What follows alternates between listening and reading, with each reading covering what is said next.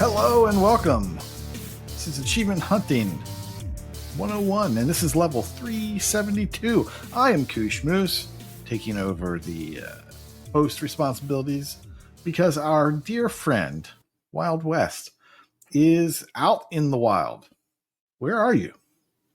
That is true. I am definitely in the wild out in Louisiana right now on a work trip.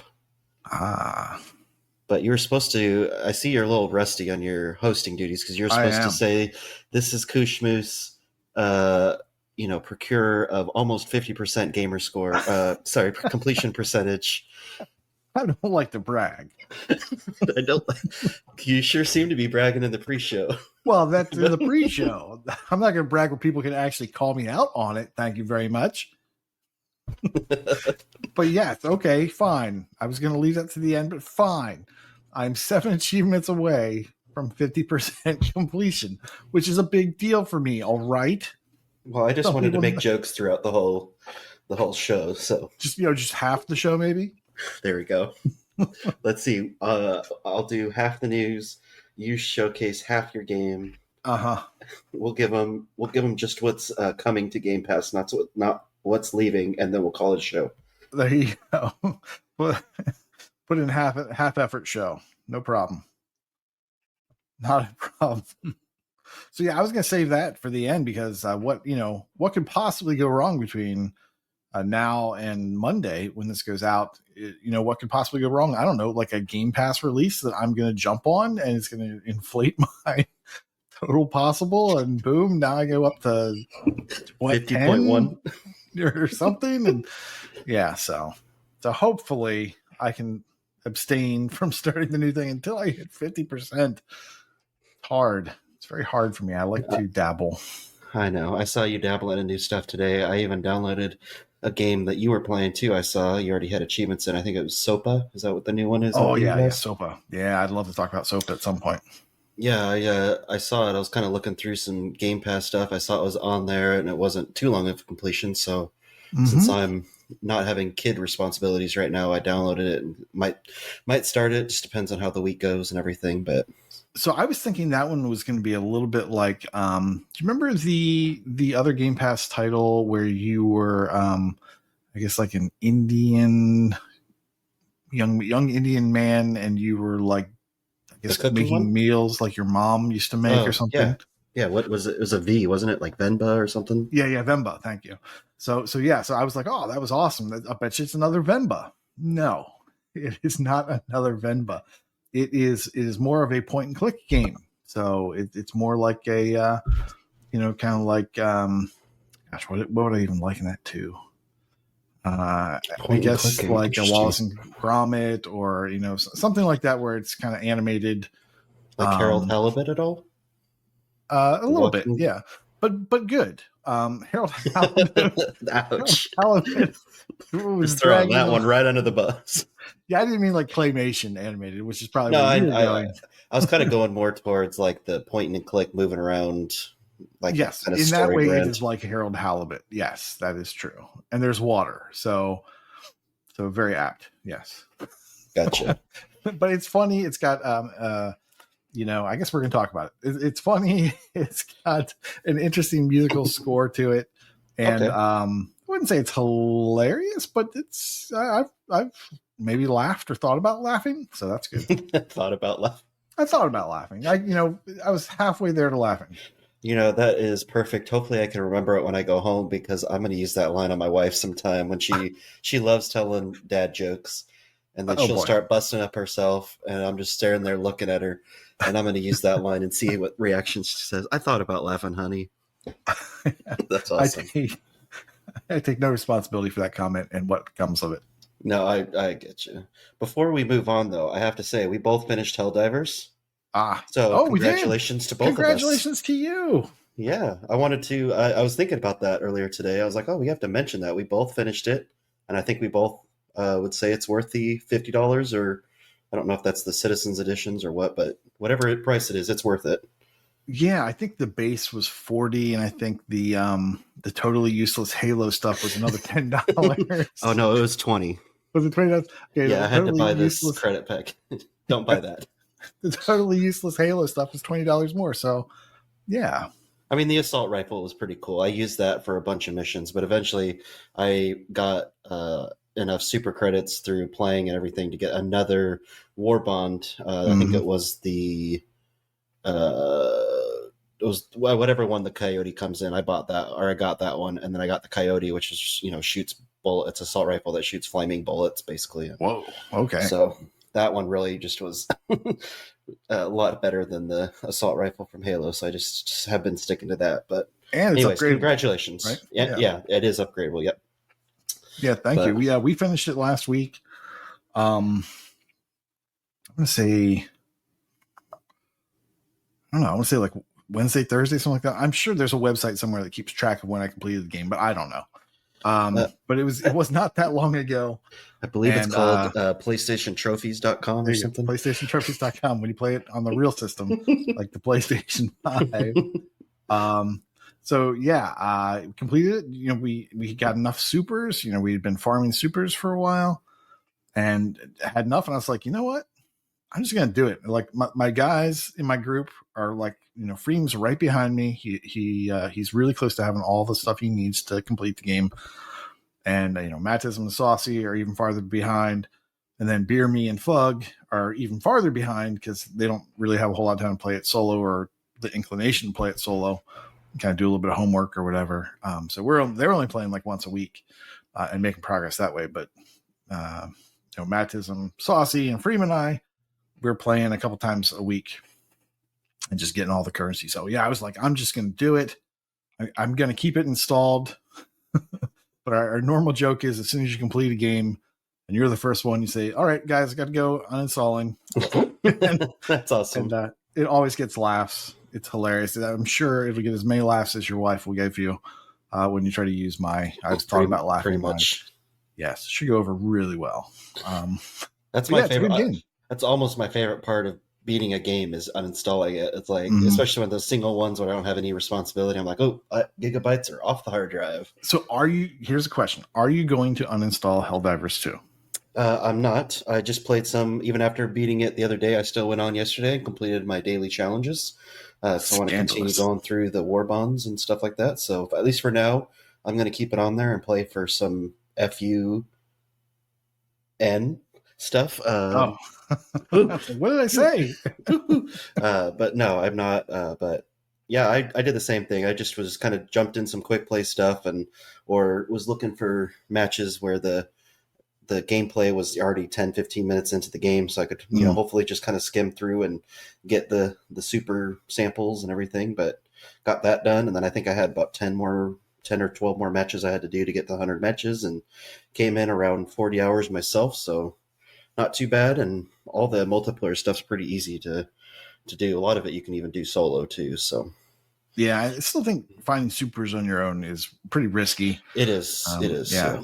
So. And just a waste of time if you go in there and you can't extract. It just feels bad. Yeah. So, don't do that. Find a group. No. Or jump in like you were doing, jump in with randos at the end of a thing and kind of just snag on theirs. That's the way to go. Yeah.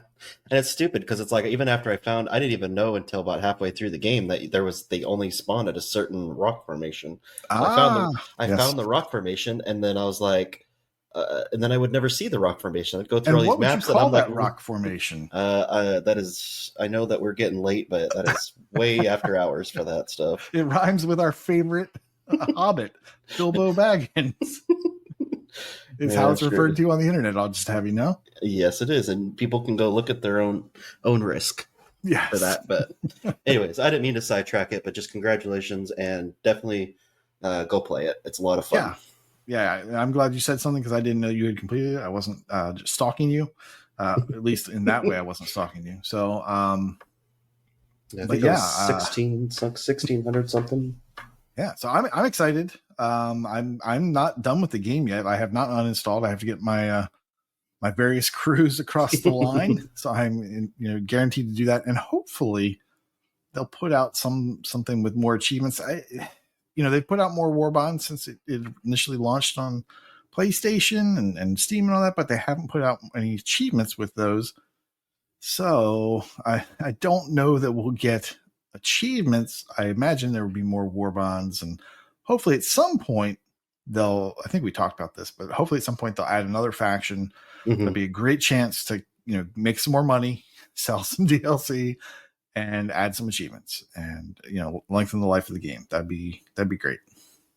And the crazy part is if you think about all these other multiplayer games, I don't know what Battlefield 6 clocks in at, but like Call of Duty and these other ones, they're hundreds of gigabytes, and Helldivers is what, like 20? Is it? Nice. It is nice, really nice small. Lean 20. Yeah, it's not. Let's see if I can pull it up real fast. But yeah, it is not chunky at all. 35, but 35. A little off. But considering that some of the other ones are a lot chunkier, and yeah, those have single player stuff. So I guess you could say that's maybe not a fair comparison, but it looks pretty. Nice. Now you said you did it in 40 hours. I have currently clocked. Would you care to guess? 96. 117. Jeez. Yes. And I didn't even idle that much either. Yeah. No, I wouldn't say I idled much either. I didn't do too much solo. If I did any solo, it was early on. But yeah, that's mostly just playing with people and just running through.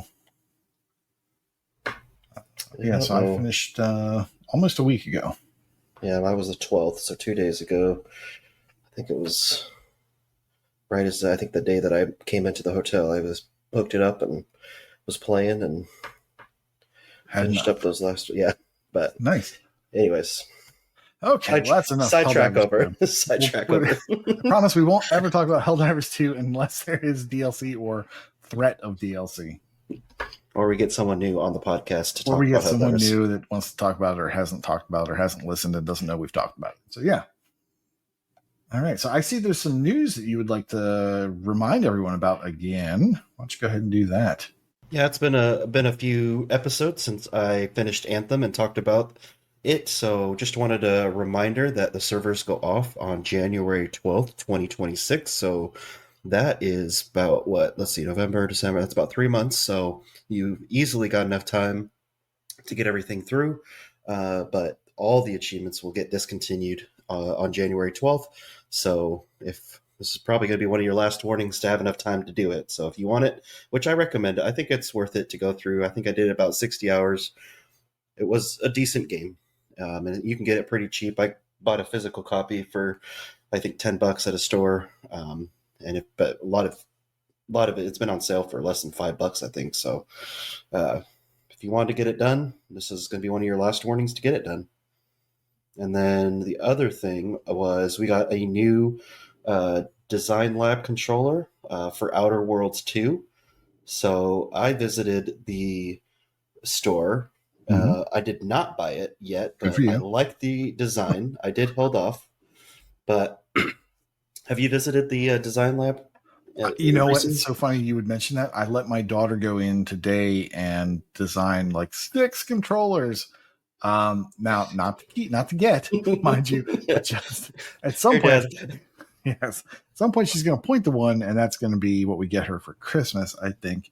Oh, cool.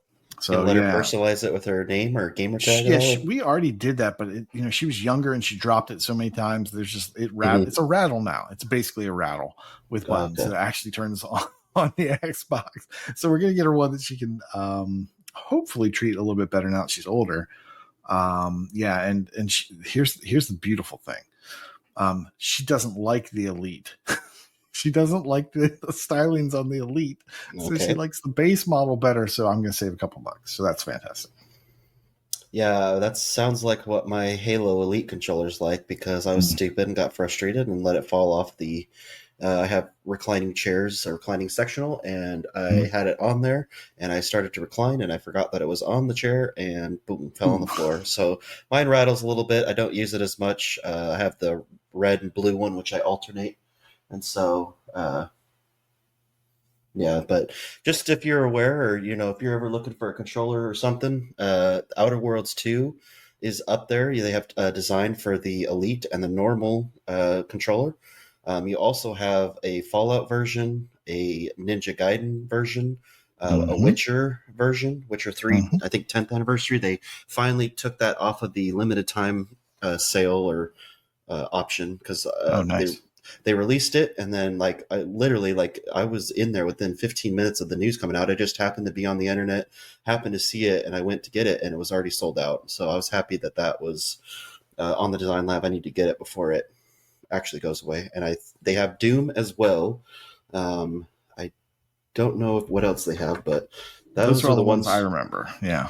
Those are the ones I remember. So I thought it would be, as I saw that news, I was like, you know what? It's been a while since I've been there. So I don't know how often other people go, but there are some options if you are looking for something. If any of those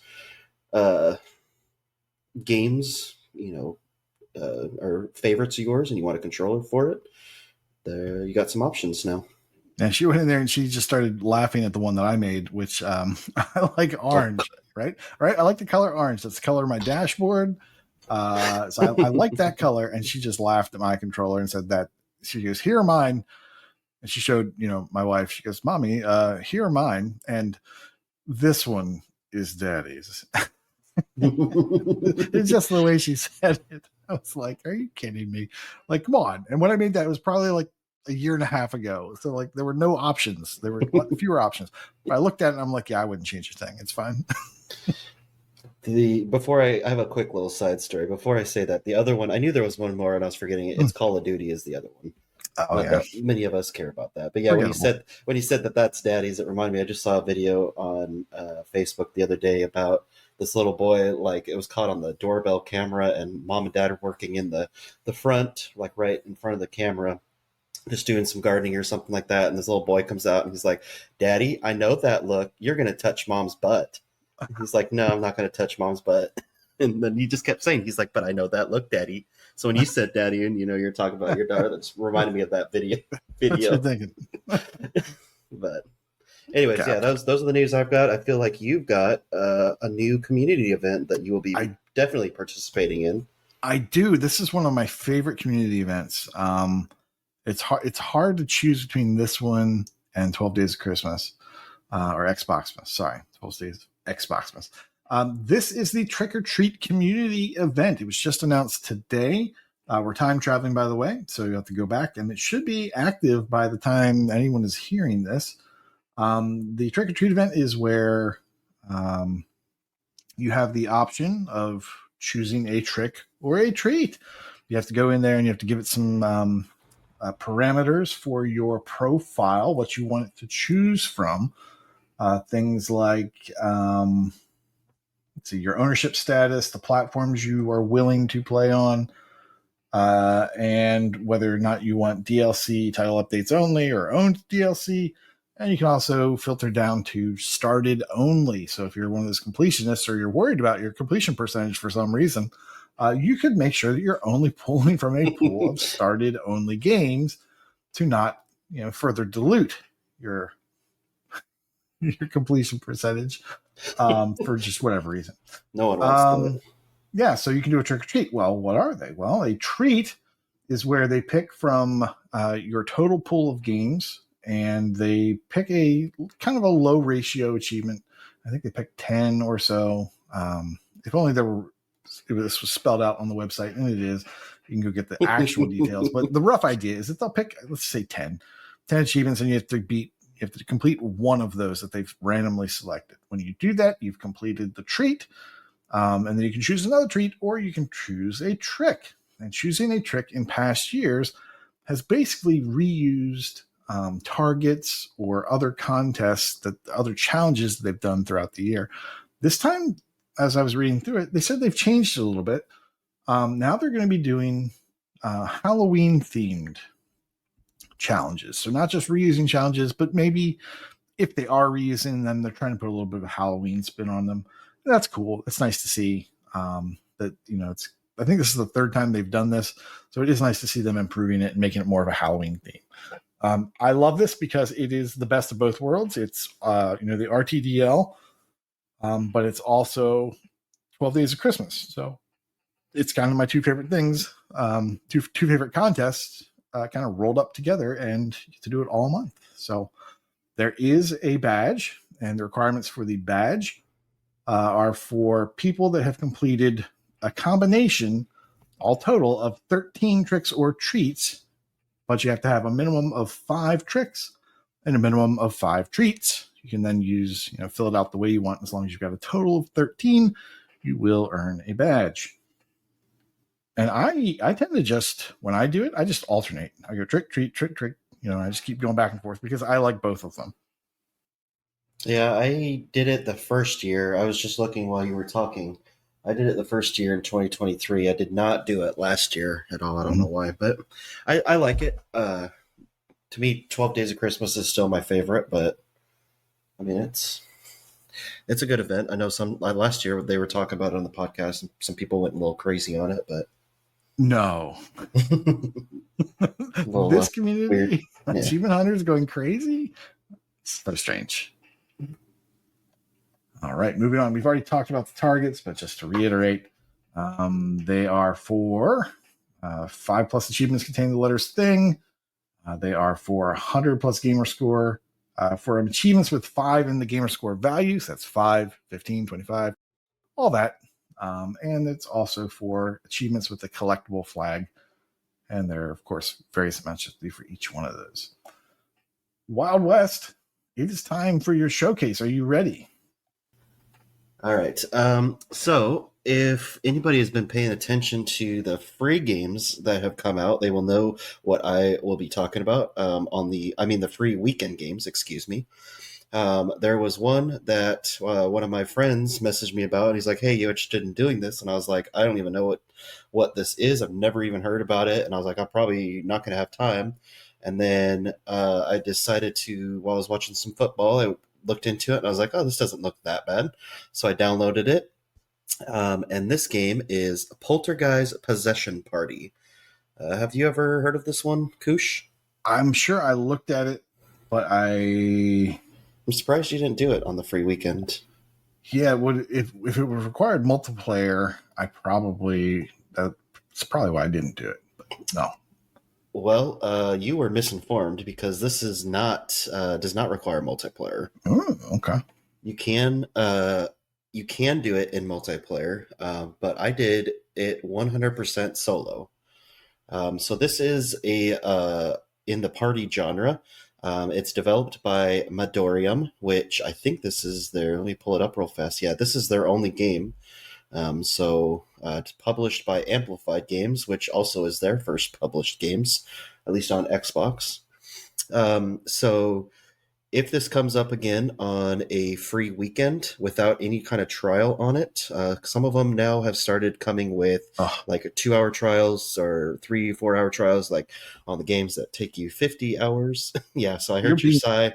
You're being gracious by saying some. It's most. Most now are like a 2-hour trial. And I think that's the reason. That's the other reason, because I first saw Party Game and I was like, I'm not really into party games at all, because you just have to coordinate with other people and it can get messy.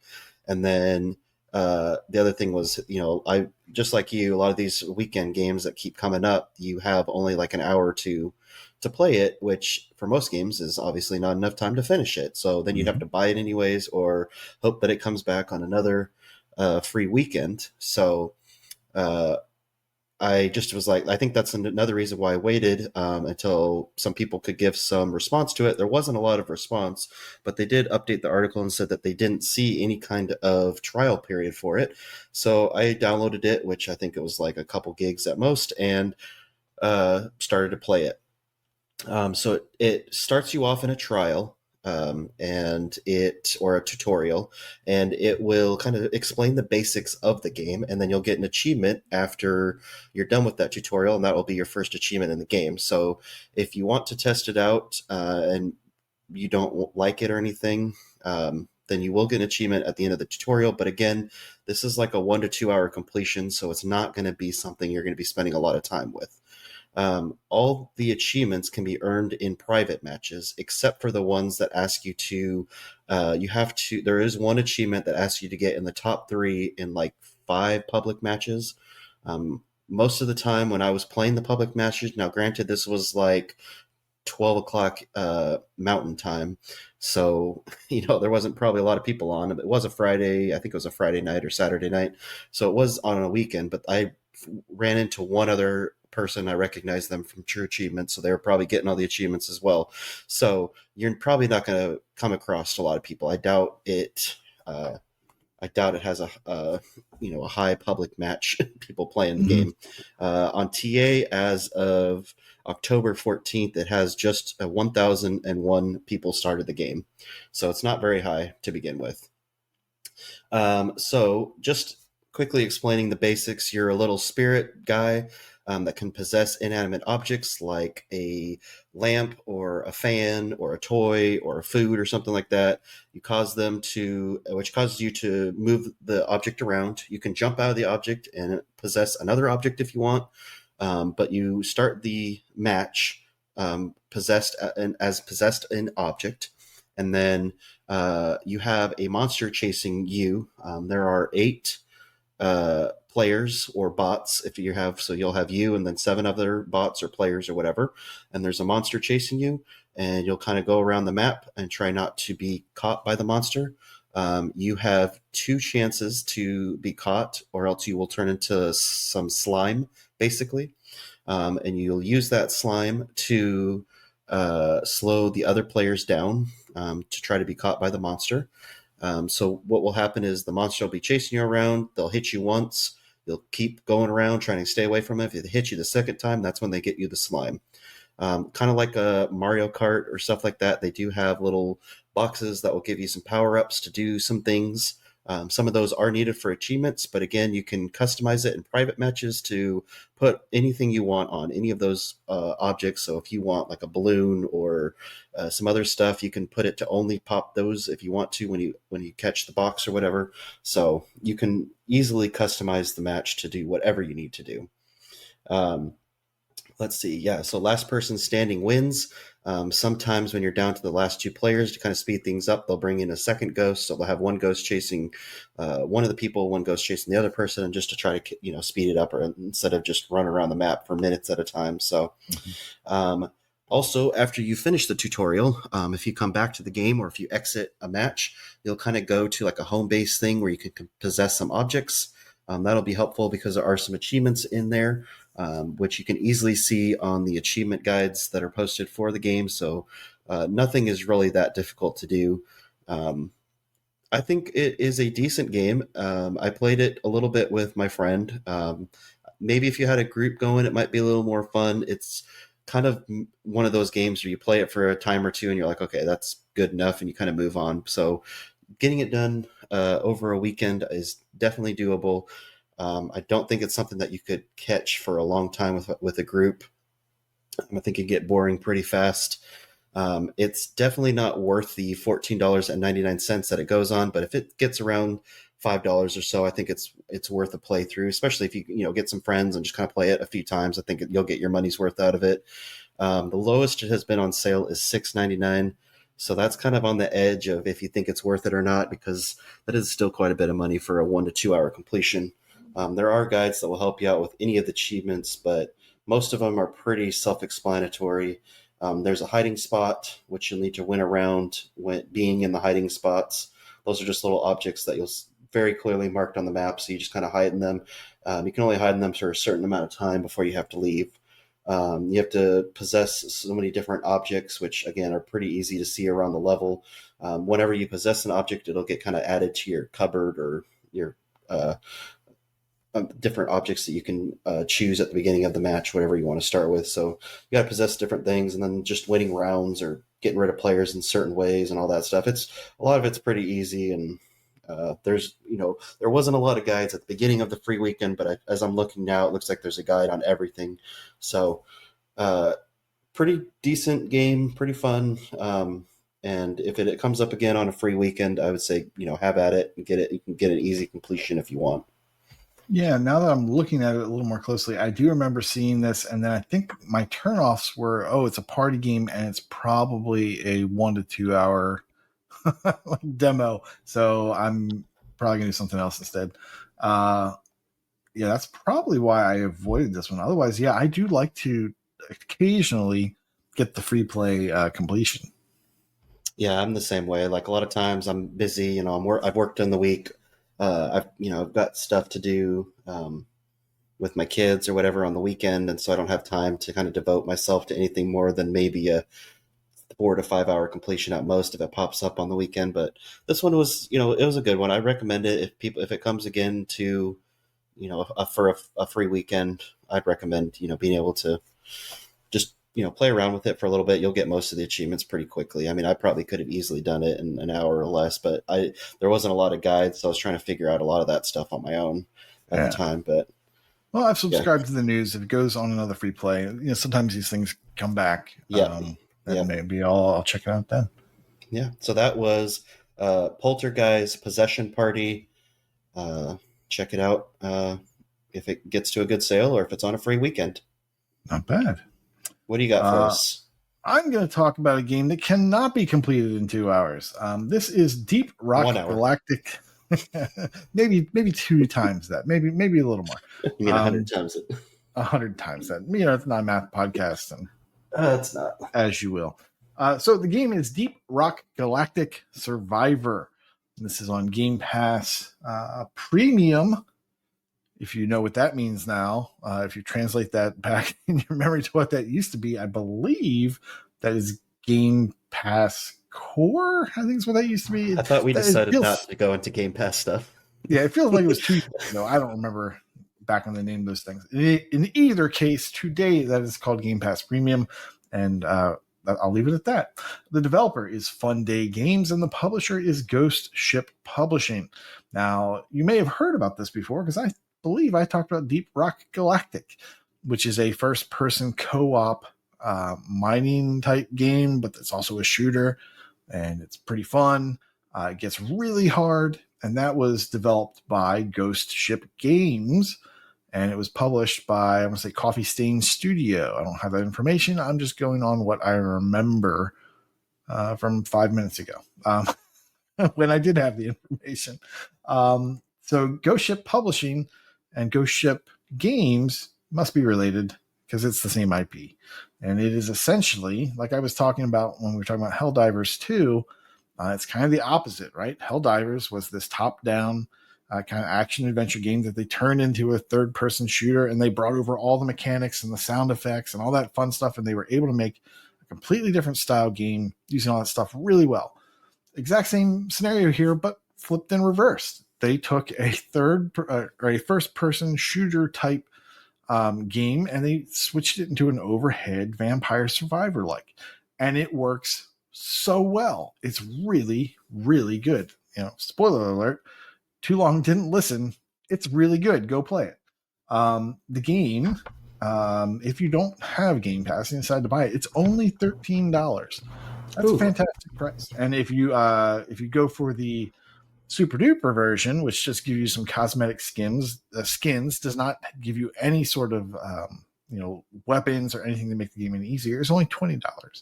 I have not purchased this yet, but if it's ever going to leave Game Pass and I haven't beaten it yet, I will probably go ahead and invest $13 in this game. Here's the fun thing about it. If you know me, I love a game with a lot of achievements. This game has 300 achievements and 2,000 gamer score at launch.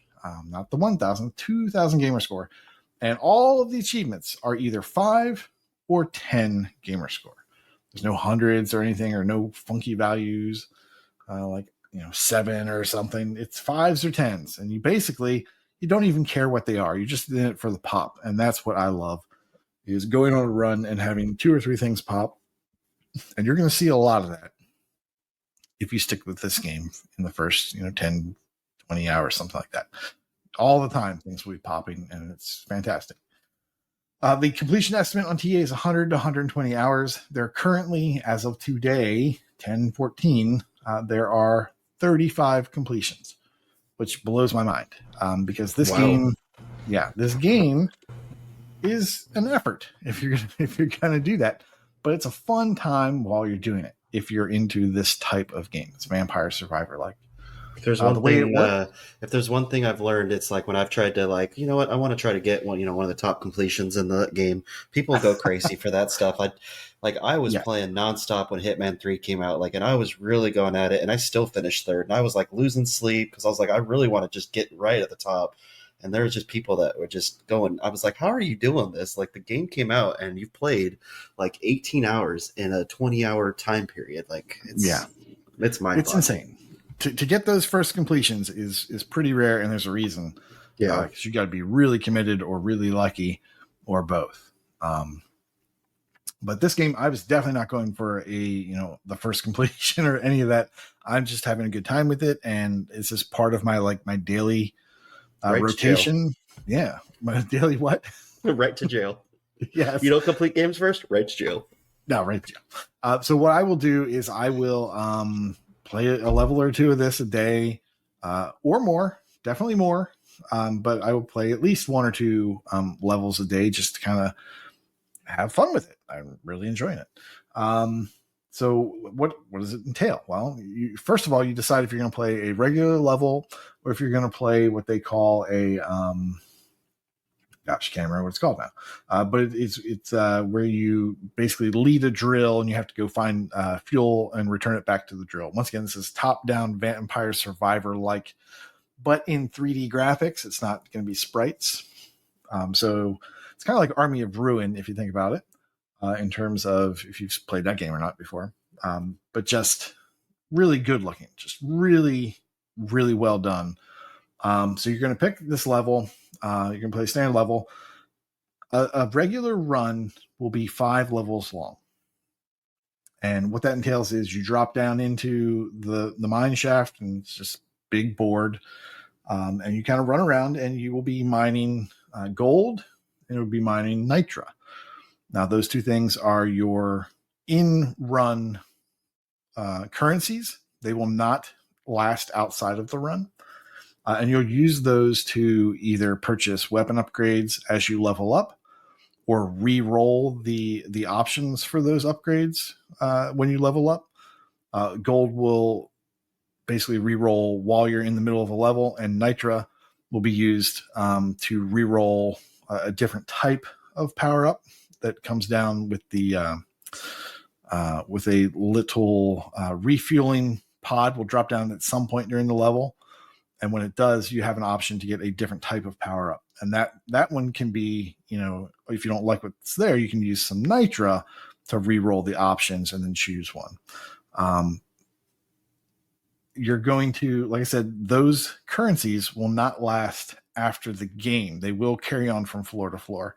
While you're still on that floor, you'll also have the ability to mine other minerals. Now, those minerals are the type that will exist outside of the game. You actually can't spend them when you're in the levels. You can only spend those minerals outside back on the main menu when you're choosing to do permanent upgrades to either your character or to items that will drop. If you don't like a permanent upgrade that you've applied to your character, they have a free refund all, and then you can just reapply your stuff. So there's no penalty for going down a certain path and I think damage is the way to go. So I'm just going to up my damage right now. If you decide to do that and you think, oh man, I spent way too many minerals doing that, there's no charge. You can undo it and you can redistribute your stuff as you see fit. You will no doubt have enough minerals and money to fill out all the upgrades before you beat this game. I've completed it, and I'm not near the end, so it will not be a problem. So you're going to do that. You're going to get to that level. You're going to do all this mining. At a certain point, a timer is going to run off. There's an on-screen timer that shows you that fills up. This progression bar will fill up till it gets to the very end. When it gets to the very end of that line, there will be a level boss. And once you beat that level boss, a drill will drop down, and an escape pod drill, and you'll have to get over to it in 30 seconds. Now, there are some items that will increase that timer, so it can give you more time at the very end of the level to run around picking up all the little experience orbs to level up as much as you can before you go. Because I can't tell you how many runs I've gotten greedy and tried to get as much XP as I can, saying, okay, it's going to take me 7 seconds from this point to get back to the pod. I can definitely get more XP. And then, no, I can't. And I'm a second or two late, and now my run is done. Yes, now my run is done, and I have to do it over again. Oh darn. So it is nice to have an item that adds 9 seconds or something to the timer, because then it really feels like you have a lot of time to get to that escape pod. So bam, you're on the escape pod. You go down to the next level. You do that 5 times. On the 5th level, there is a super boss you have to beat. When you beat that boss, you can then get on the pod. And when the escape pod leaves, boom, level over, you get some rewards. You get currency, you get credit for completing that run. That's the most important thing. The fact that you completed a dive at whatever difficulty level you did is going to be recorded, and it's going to come back and give you a currency that basically unlocks. You can't spend that currency, but as you have enough of these medals of, oh, I've completed this level at this difficulty, it will unlock more features in the game. So it slowly gives you access to more and more things. Those would be weapons. Those would be different classes for each of the dwarves. There are 4 dwarves. There's the engineer, the miner, the gunner, and the scout. And each of those has a subclass to them. So for 12 total classes.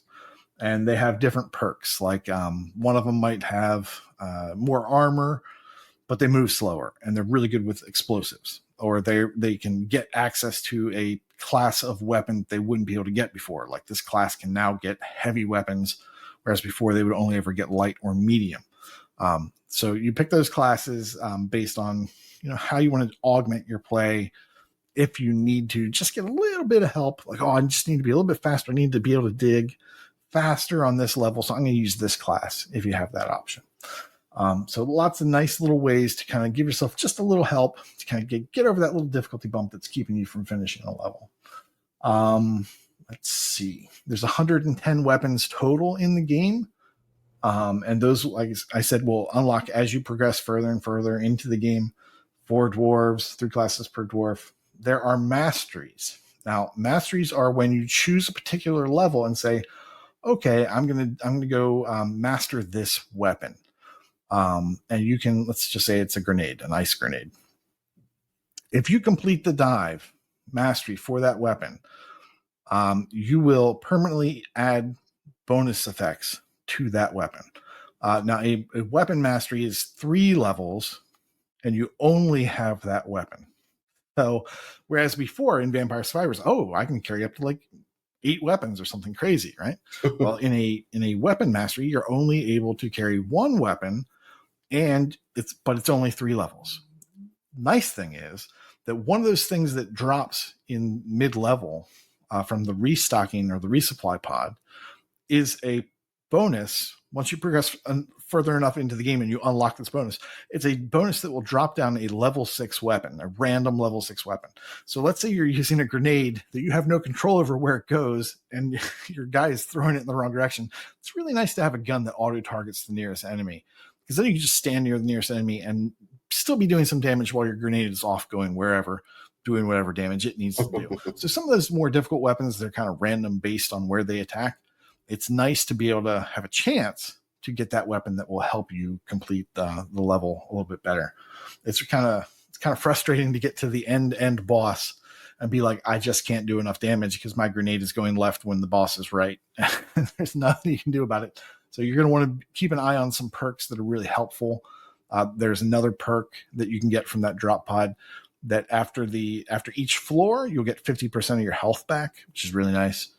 Or I'm sorry, you'll get back a total value of 50% of your health. So if you're at 80%, it'll top you off. If you're 20%, boom, you're at 70. That's just how that works. And there's other ones too that, at the end of a run or at the end of a floor, there will be a magnet icon or a magnet power up. When you pick up, it will collect 25, I think it's 25%, might be 50% of the XP on the level and give it to you right then. Whereas a normal magnet would get you all the XP orbs that are on the level, and they'd come to you and you get all those for free. This one will guarantee you when you complete a floor level that you'll get 25% or 50% of the XP orbs. So those are nice little things to always kind of gun for. There are more, but we can't go over all that. It's not enough time. It's just not enough time. Currently, I have put in 78 hours, and I have 200 of the 300 achievements. And I find now that when I'm playing it, I'm not always getting an achievement. And instead I have to kind of say, okay, what am I going to work on? And that for me is fun. I can say, okay, well, I want to go do the mastery for this weapon. And in fact, if you're interested in this game, here's what I would recommend. The way I would recommend that you play it in order to complete it in a pretty efficient manner. Maybe not the best, but this is what's been working for me. I go ahead and I play just the main mission levels, or the escort duty missions. I have a note here. So I just got to that point in the notes, and now I can say, oh, it's called escort duty, where you're escorting the drill to the end of the level. So you're going to play those main levels, and each level has 3 goals that you're trying to accomplish, like, oh, collect 500 gold, or level this particular weapon up to level 18, or level 25, or something crazy like that, right? You give these 3 little goals. I think one of them is always complete the level. So you have these 2 other sub goals that you're trying to accomplish. Those are the things that will unlock more features in the game. As you complete those goals, it'll unlock, a higher level difficulty. It'll unlock a different, scout subclass, all that fun stuff. So you're just constantly making progress all the time. So just play these levels naturally, complete what you can, go for goals as you can.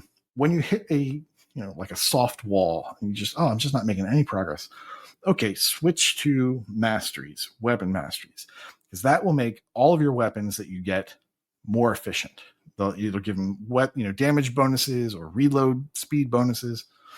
And you can upgrade every weapon to a level 5 weapon. And that's what you have to do to complete the game. You have to complete every weapon, every one of these dives. So that's 110 weapons you have to complete to a level 5 difficulty weapon mastery in order to complete the game, and to get the full completion. So you have to do this anyway. But it's nice because as you power up those weapons, every run gets easier, because now when you're getting weapons that have these bonuses, they're stronger. It just helps you progress. Another type of mastery you can do is a class-based mastery, and that'll increase the stats of that particular class. And another type of mastery is the biome mastery, and that will increase your stats on that particular biome, on that level that has all the bounce pads, or that level that has all the lava. It'll give you more damage, or you can run faster, or more XP gain every time you're on one of those types of maps. So that's how the game gets easier. You've got the permanent upgrades that you're using minerals on, but you're also doing these masteries whenever you hit like a soft wall, and they kind of get you through the next level of difficulty that you're having problems with. And that to me is the best way to progress. One tip I will tell you that I did not know about, that I wish I did know, is as you're playing the game, you'll get these little suitcases that drop, and they're all of different rarity. Hold on to those until you have basically a rarity item where you can slot them into these, I think, 6 slots, and you have a rarity or an item of each that same rarity that will fill all 6 slots at the same time. That's an achievement, and you have to do that, I think, 4 times. You have to do that with green, blue, purple, and orange. I did not know that, and I was just selling my things as I found better versions of them. So I know I threw away a bunch of greens, and greens are a little bit harder to come by now. So I'm having a hard time to get the lowest rarity of items to complete that achievement. I knew it was going to be hard to get the highest level of rarity to complete that, and I'm steadily working towards that, and I'm holding on to those naturally because they're very rare. But the super easy to get stuff, the green stuff, I don't find that very often, and now that is also becoming super rare. And if I knew that from the start, I would have gotten that achievement, and then it wouldn't have mattered. So I've done that for the blue tier and the purple tier, but not the green tier, definitely not the orange tier yet. So the other option is, okay, well, just start another run in the second save slot. You don't have to overwrite your game or anything. You can just have another save going where greens are a lot more common. Just get that achievement and then go back to your main save. You are going to be spending a lot of time in this game, so that's probably not that much of an additional time sink. Now, for the most part, the game runs great on my Series X. There is another type of mastery, the biome mastery. One thing I didn't tell you about it is that unlike the other levels that are either 3 or 5 levels, a biome mastery is basically doing a 5-level run 2 times in a row with no break. So you're doing 10 levels, and that's essentially just loops. And every level after 5, you're fighting 2 regular level bosses. I think they still just have the one main boss at the end on level 10.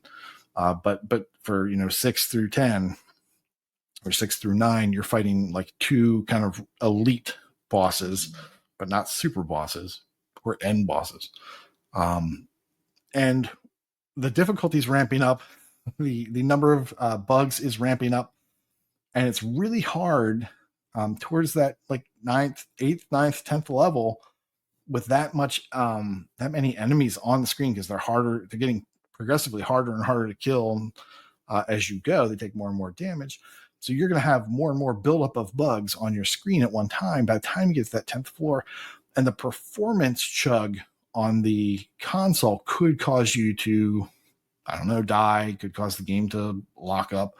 So what I found works really well is turning down certain features in the graphics menu, and that makes the game play a whole lot better on those high level missions that you're doing for the biome mastery. And those are things like turning off damage numbers, turning off damage over time numbers, turning off the damage vignette, which is some fancy term for I guess a graphic effect they do, and then also turning down the visual effects visibility. You can change that slider. I wouldn't change that slider all the way down to 0. I'd set it at about 10 or 15, maybe 20, because that will still show you, I guess, area of effect damage on the ground, like poison or fire, that you're laying down, so that you can kind of kite the bugs through those areas. If you turn it all the way to 0, you can't see it. I mean, it's there, but you just can't see it. And so you kind of need to see that in order to know how to more effectively kind of guide the bugs into that. And then that decreases the load on the machine, and you can it's actually very playable at that point. So I would recommend, as you do those biome masteries, make sure to turn those settings down. And then it just looks so good. Turn it back up when you're doing the regular stuff, because it handles really well at those levels. Yeah, I mean, I could go on. I could talk about Deep Rock Galactic Survivor for way longer, but I'm not bragging. I'm not going to do that. But I think it's a fantastic time, especially if you like the Vampire Survivor type game. One nice thing about this, as opposed to some things I've heard about people that have played Vampire Survivor and didn't like, is that Vampire Survivor just kind of felt from the beginning, I'm just going to punish you until you can complete the level. And like, no, you're never going to finish a run until you've put a couple hours into the game. Because you just can't. You just can't last 30 minutes on a level when starting Vampire Survivors. At least you couldn't when it first came out. Maybe they've changed things, added things. Maybe it's easier now. But in Deep Rock Galactic Survivor, from the very beginning, if you have the skill, you could just load up the game and complete a run on your very first try, and you'd be making progress, and you wouldn't see that screen that you died. It's just designed better, I think. And they learned the lesson of people being discouraged, I guess, in Vampire Survivor. And I think that this game does a much better job of just kind of giving you little carrots all the way along, just to keep you going. Is it pretty, like, if you don't know much about that, does it do a good job of kind of teaching you as you go? Or is it basically just, you need to figure this out? The game does not hold your hand. It doesn't, I wouldn't say it has a whole lot of tutorials or anything that kind of teaches you this stuff as you go. It just kind of, it'll tell you that you've unlocked something new, and you can go check that out. I think anyone that's played this type of game before is going to have no problem jumping into it. Now, if this is your first Vampire Survivor, maybe you'd be a little bit confused about where to go. But because of the gating they do, that's based off of, you've completed this challenge and that challenge and these 16 other challenges. Therefore, we're going to give you this next difficulty level. We're going to give you this next thing you can go do. Like something I haven't mentioned yet, they unlock dailies. Eventually you'll unlock a daily challenge that changes every day, and it puts different modifiers on it. Like, now you don't heal when you pick up what they call red sugar. Red sugar is the healing item that you can mine and pick up and restore a little bit of health. Well, this level doesn't have that. Or Now you only gain XP when you mine minerals, not when you kill enemies. So they throw like these weird little swerves into the gameplay to kind of change it up and make it more interesting. And you'll get, they say you get more rewards from that. I think that's in the terms of, oh, you'll get more items or something like that, or maybe you'll get an item at the end of the run. I haven't done too many of those because I'm still just kind of focused on getting through the main part of the game. There is one really difficult thing that opens up. I can't remember if that's a daily or if that's a weekly thing, but if you are able to complete that, and as it cycles, you're guaranteed to get the highest level rarity item, just a random high rare item by completing that every time you do it. So that is one way to get these things to drop. The other is to just play a whole lot, and then it'll eventually drop. So do you still have just those mastery level achievements left, or is there other stuff you're working towards? Oh, I have so much. I have 100. I have 100 achievements left to go, 2 of which are mastery related, or I'm sorry, not mastery related, but rarity related. Making sure that I have an item of the exact same rarity in all 6 slots for the highest level and for the lowest level rarity. I have a bunch of things like complete this weapon mastery on hazard 5. Hazard 5 is the highest difficulty they have, and then complete this biome on a hazard 5. And so it's all those top level things like, oh, okay, do it on level 5. You did it. Here's an achievement for doing it the first time. Here's an achievement for doing it on hazard 4. Here's one for doing it on hazard 5. That's all the sort of stuff that's left now. Gotcha. Yeah, but I mean, it's a really fun achievement list because you're just getting them all the time. And by the time you've put in, like I said, 50 hours, something like that, that's when you start saying, okay, what can I go focus on now? And I think the achievement list does a good job of kind of like saying, okay, here, go do this. This will help you out. And so if you go for that achievement, that's going to give you some progress. It's going to, unlock more stuff or improve the strength of this item. That just kind of helps you get towards the end of it. Gotcha. Yeah, is this, I think this is a first, right? For how many achievements? It's got to be a first. 300 achievements. I don't know. There are other games with a lot of achievements, but I mean, this one, number one, being straight out of the gamer score. Yeah, this one straight out of the gate being 2,000 gamer score and not a Halo game. I think it's definitely at the top, if not the top. It's in the top. Got to be 10, something like that, right? Yeah, 5, something like that. That's only roguelite. Is that, but like Vampire Survivors, just the roguelite genre? Yeah, I think that's just how they market. But gotcha. But you're running around on a flat level, and there's no jumping or anything. You're just kind of and you dig through rock. That's the other nice thing. In Vampire Survivor, if there's a wall, it's a wall. You're not getting through it. In this game, walls are something you can dig through. So you just dig your own path through the walls. And sure, you move a little bit more slowly, but you can increase that stat to the point where digging through a wall is only slightly slower than running through an area with no walls to dig. So, gotcha. The other really nice thing is you can use that to your advantage. There's one weapon that is a diffractor, so it's got a laser beam that will bounce off of walls. So if you have like this big chunk of area to dig into, and you dig a long tunnel in it, you've got this diffractor basically just ping ponging off the wall, just nonstop. Every time it crosses an enemy, it counts as more damage. So as those enemies try to follow you into that little tunnel you've dug, it's just a kill zone, and you're just like racking up XP like crazy. Man, I love this game. That's the sort of thing that makes it so much fun. Well, great. I'm glad you are having fun with that. Yeah, I hope other people do as well. But yeah, I'm just really jazzed about it. That is Deep Rock Galactic Survivor, and it is currently on Game Pass. And when it goes off Game Pass, it is really cheap, $13. Yeah, that is pretty cheap. I just saw that. Yeah. Now, all right. So that's enough of our showcases. Wild West, why don't you talk about what we wanted to talk about 2 weeks ago, but instead we got a more expensive Game Pass. Why don't you tell us about the Game Pass news for Wave 1?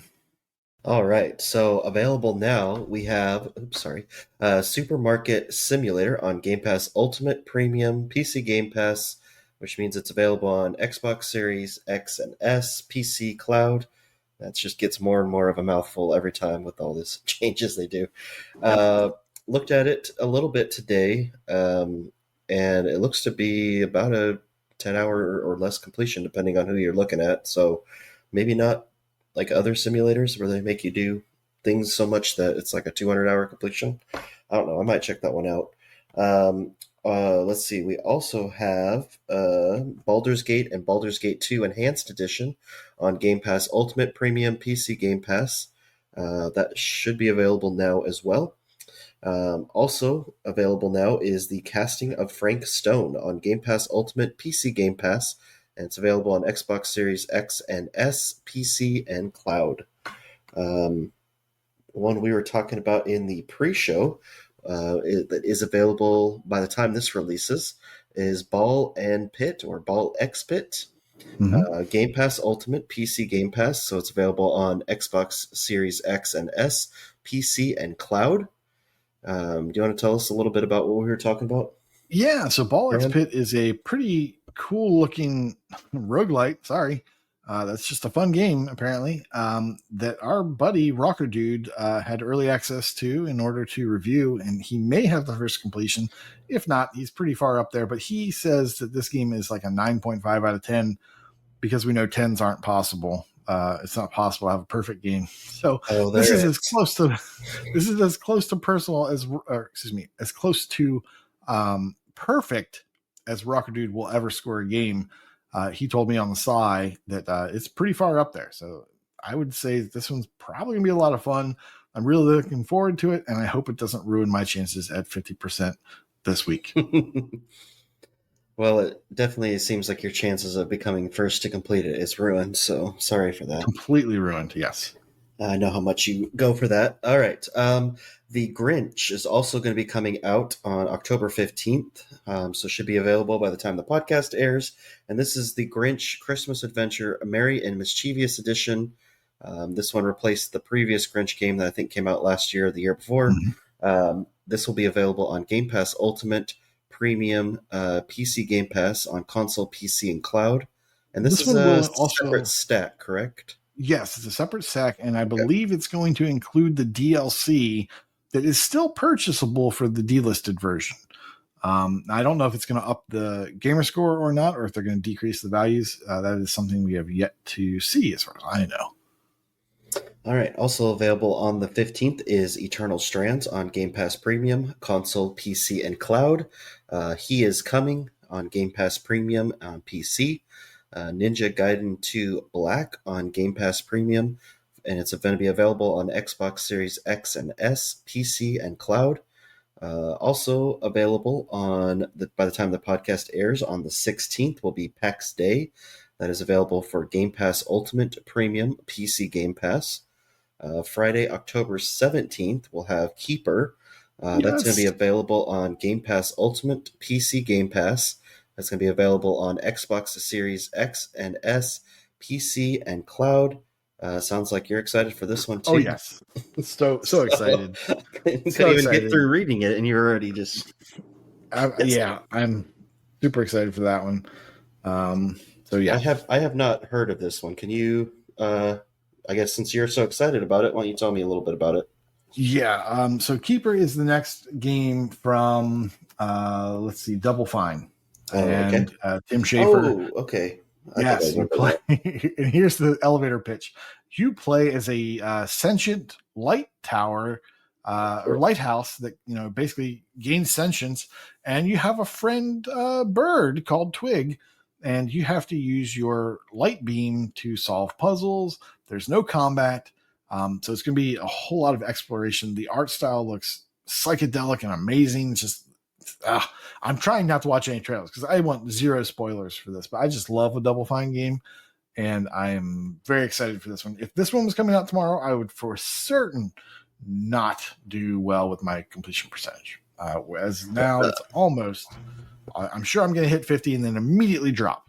I was going to say, you better get that milestone quickly because it sounds like we can't even get through this podcast, and you already got about 4 games that you're going to play. And yeah, I mean, there's a reason I haven't hit 50% yet. All right. Tuesday, October 21st, we have Evil West coming back to the Game Pass. Excuse me.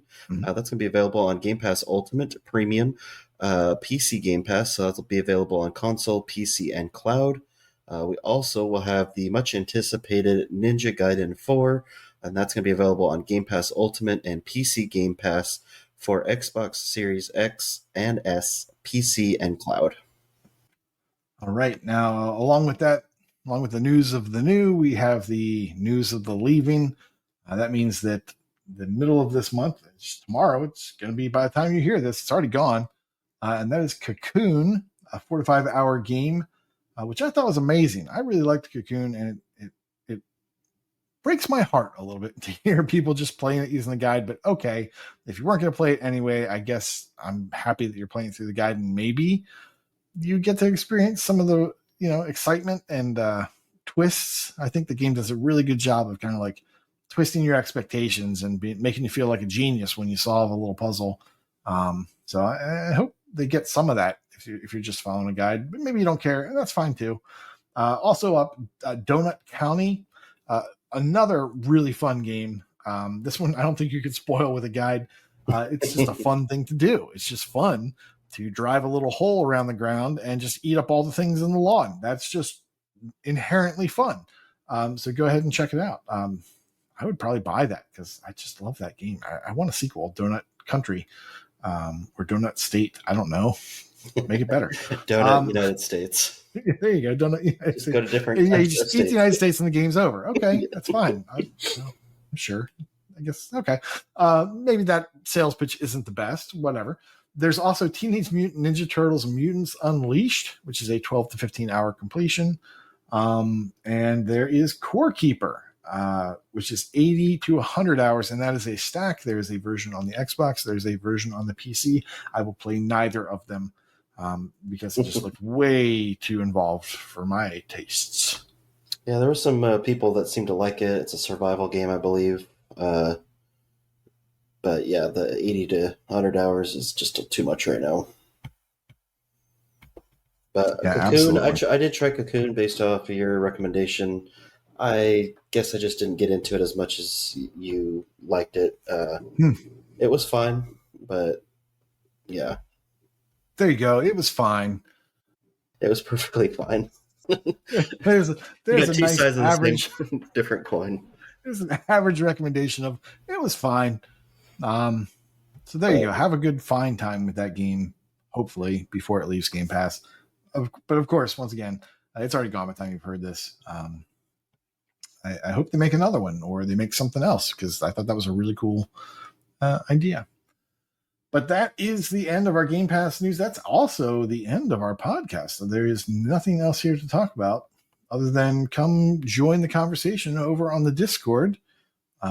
We have a link in the show notes, but I'm sure you could probably also search and find us. And come over there and tell us all about your completion percentage. That's way more impressive than mine. I fully expect to hear about that. Or about the, if you're excited about any of these new Game Passes games, Keeper especially, would love to talk about that. Or it seems like sure you'll hear me. Plenty of talk about Game Pass in general right now. Yes, there's, and hopefully it's the good kind of talk. Like I'm enjoying this game, or man, I'll enjoy that game when it comes to the lowest tier that I feel like paying for. I had some thoughts that I wanted to see what you think. Okay. Verizon recently, maybe like in the last year or so, you could basically like choose the plan that you want, and then you could add stuff to it. Like you could add a Netflix subscription or yada, whatever. I think that if Microsoft wants to earn some good favor, that they should do something like that. Like you should have like a base subscription. Let's say it's like $10 a month. And that gives you access to like a limited amount of games. It gives you access to the internet, or gold or whatever, all that stuff. And then they should determine, through whatever they want to, how much each extra service cost. Is it going to be, $10 a month, $15 a month for access to day one games? Is it going to be $10 a month or $5 a month, whatever, to access to EA Play, whatever? Just piecemeal it and let us choose what we want to pay. Yeah, I mean that would have been the best option, I That's think. and the easiest. Like Yes, you just call it Game Pass or whatever you want, like whatever name you want to call it. That's what it is. It's $10 a month. That's it. And then maybe you get access to just basic old games like Halo Master Chief Collection, stuff like that that's been around forever. And then you can piecemeal stuff on top of that for whatever you want. So if someone wants to go out and pay $40 a month and have access to Ubisoft Classic and Fortnite and day one games, and they want to pay you 40, $50 a month, go right ahead. But if you just want absolutely. access to cheap stuff, just pay the $10 a month and be on your way. 100%. I would love that kind of a la carte sensibility like that you used to get with cable, right? You Or get that your too. base Yep. cable, and then you get the sports package, you get HBO, or you get Showtime. And you can add all that stuff in. You can pay as much as you want, no problem. If you just want to load it up with all the cool stuff, like that to me would have been ideal. And I don't understand why they didn't do that. Like, is it because at some point they promised that Game Pass, the service Game Pass, will give you access to day one stuff? Like that, you get Game Pass, you have access to day one. So therefore, you can only get that in the ultimate tier now, or the highest paying tier, to get the day one stuff. And yeah, you'll get our stuff a year, within a year if you're on these lower tiers. Like, is that why? Because they made that promise at some point? Because things change. Just change the service, call it something else, call it pass game, I don't know. And and instead now it's a la carte. If you want this, cool. You don't want the Ubisoft Classic, why would you? You already played these games or whatever, and they're the old ones anyway. They're not the Assassin's Creed you want to play today. So why not just let you add that on for $5 a month or $2.50 a month or 10 or whatever, whatever it ends up being when the market shakes out. Like that to me would be the best option, and it'd be perfect. But that's not where we are. No. No, but that's just kind of where the streaming market is, and that's what they're following. Because Yeah. pretty much everyone that I know or I see on forums and stuff like that, they're just, oh yeah, I got Netflix and I'll have it for 2 or 3 months, and I'll watch whatever I want to watch, and then I'll drop it. Oh yeah, I have Paramount Plus, and I'll watch whatever I want to watch for a month, and then I'll drop it. And that's just what Yeah. they're pretty much going to do. Is that they'll say, hey, Indiana Jones comes out, I really want to play it. I'm going to subscribe for $30, and I'll do it for a month, maybe two, and I'll play a bunch of stuff, and then I'll drop it. And what is it? Outer Worlds is coming out #2. Yeah, I'll subscribe to that for a month. I'll play it, and then I'll drop it. So Yeah. I mean, or I Call want to of be a Duty. fly on the wall in that discussion where they show the math that says doing Yes. this will make us more money. Having people do the Netflix model of just jumping in for that month when they want to play the game for free, for free that month they can play it, Yeah. is going to give us more money than having people just stay on Game Pass for the entire year, and not use this or not play this, versus, these other people going out and buying these games. There's that math. I want to see it. I want to see the charts. Like, Yeah. okay, Me too. how much of an increase are they getting that this is for? Is this like a 10%? Are they expecting like, oh, this could be 30% more? There's so much I want to know about it, and we're never going to get it. No, no, and it is a little different than what we're saying because we're talking about, or I was talking about, Netflix, Paramount, Disney, whatever. Mm-hmm. You're going and you watch a show, it might be like 8 hours, 10 hours total, or you watch a movie and it's 2 hours, maybe you watch a couple stuff. It's quick. Some of these games, especially the ones I play, are 40, 50 hours. It's hard to get through that in a month and everything. So it is not quite an apples to oranges or apples to apples comparison, but yeah, Yeah, it seems like it would just be easier just to say, here's a base. We're calling it Game Pass. This is what you get. If you want to add stuff, it's this amount of money, this amount of money, this amount of money. And then I think everyone would be happy, and you'd probably still get just as much money as you want. yeah, and to further complicate that whole prediction, like, okay, well, some of these games will take 2 months, so therefore it's a 2 month thing. Or maybe they just do a month and then they realize, you know what, I like this game so much, I'm just going to buy it. Yeah. And so they just buy that game. Like, what? I'm sure they've got all this sort of stuff, these percentages and these probabilities figured out. Yeah. And it would just be so interesting to see that and be like, oh, well, this is why you're screwing everything up because you think you're going to make 5% more, whatever the number is. I just want to know what the number is and be like, okay, so that's why you ruined a good thing. Okay. Yeah, you don't make $1 trillion or billions of dollars off nothing. So yeah. So anyways, we went on all tangents. But yes, if you're still here, thanks for sticking around with us. Come join us in the Discord, and we will see you next time. I am KooshMoose. And I am Wild West. And bye-bye. See ya.